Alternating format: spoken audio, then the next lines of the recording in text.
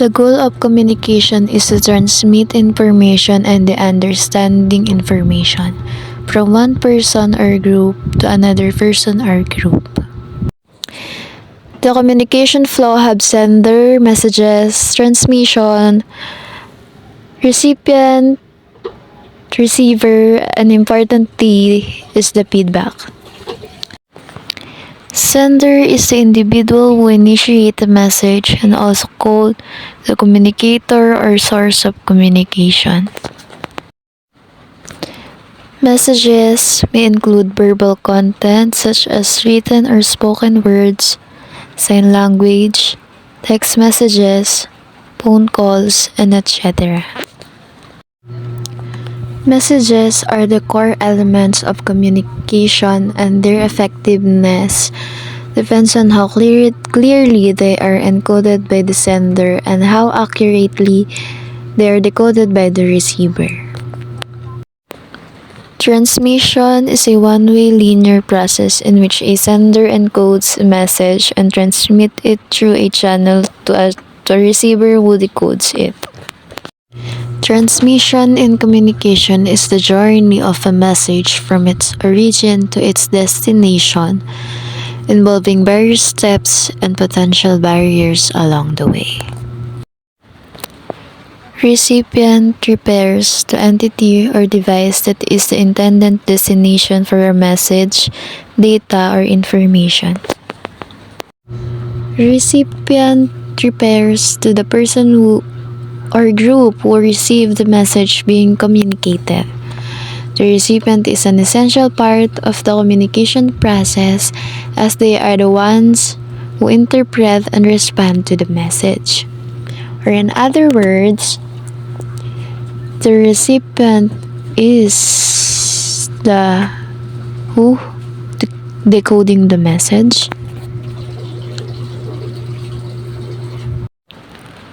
Receiver is a recipient of the and must translate the words into thoughts, process the thoughts, and determines how to respond to the sender. And the receiver is a key component of the communication process, responsible for interpreting the message and providing feedback, ensuring the communication is effective and meaningful. Feedback is the response, reaction, or information given by the recipient of a message to the sender. In addition, we have 7 principles of communication to know how to communicate well. We have principle clarity, attention, feedback, informality, consistency, timeliness, and advocacy. Principle of clarity. The purpose of messages should be clear, worded in such a way that the receiver understands the same thing which the sender wants to convey. Communication shouldn't leave your team confused. Be clear to what you want to say. Principle of attention. In order to make communication effective, the receiver's attention should be drawn towards message. People are different in behavior, attention, motion, and etc. So they may respond different to the message. Principle of feedback.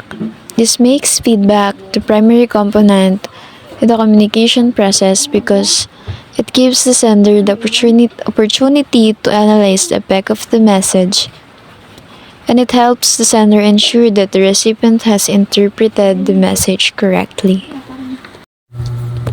The feedback is the process of responding to a message or behavior, and it plays a critical role in ensuring that the message was understood as intended and that communication is effective,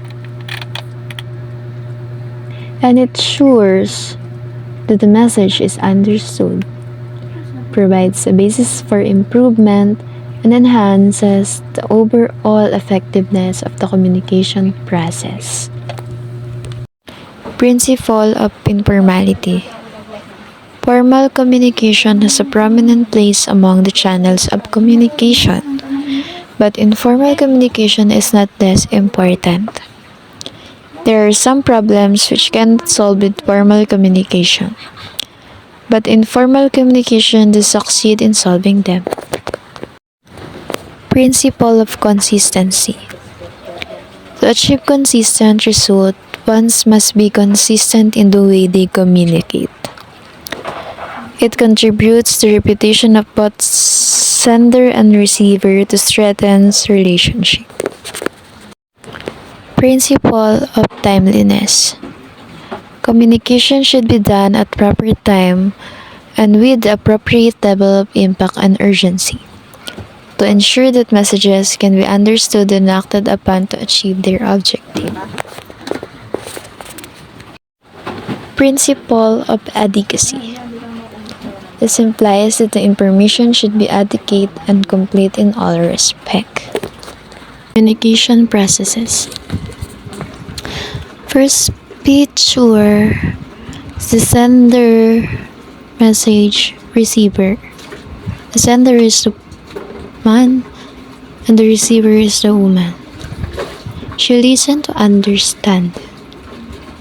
Yeah. Second one is the boy and a girl. The receiver is the girl, the sender is the boy. The boy who gives feedback. He listens to give only feedback. And that's the reality. They give feedback. They listen to give feedback to make a communication. I will example the book posted of TV Mago I read that related to my situation and experience. It says, my parents said they always provide safe space to communicate. They did not. Most of the time or most days, the only conversation they had with me was if I finished my chores and what grades I got. Never about how I am feeling, or am I sad, happy, or angry. They said, crying is for the weak. Meanwhile, in my room, I am screaming, crying in the pillow, do not make a noise, do not be a burden, full body shaking with anxiety of living in the space they provided. That house never felt like home. And that's the reality. Maybe they will listen, but not understand what is the point of what they're saying. I am giving an example scenario, which is dealing with anxiety and seeking support. Ashlee is a college student who has been struggling with anxiety for several months. It's starting to affect her studies, sleep, and social life. She's always been independent, so she's hesitant to reach out for help. However, she's beginning to realize that she can manage this on her own. So she decides to talk to her friend, Jana, about what she's been going through.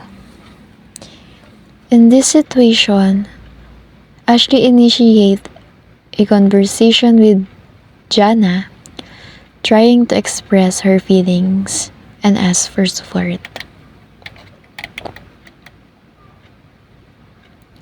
In this scenario, Ashlee is the sender, initiating a difficult but necessary conversation about her mental health. She opens up to Jana, her friend, about empathy and offers practical help without judgment, creating a safe space for Ashlee to express herself. This communication process highlights the importance of reaching out when dealing with mental health issues and the positive impact of supportive, understanding responses from others. That's all, and before I forget, I'm Ashlee Anuyo from Bitalet 1A. Thank you.